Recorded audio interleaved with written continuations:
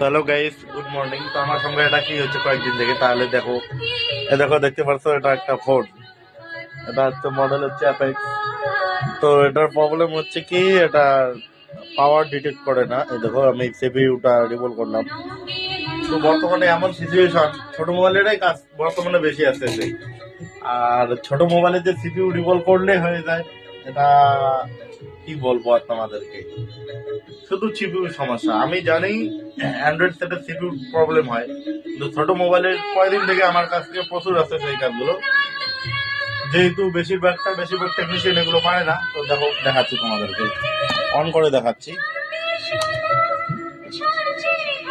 তো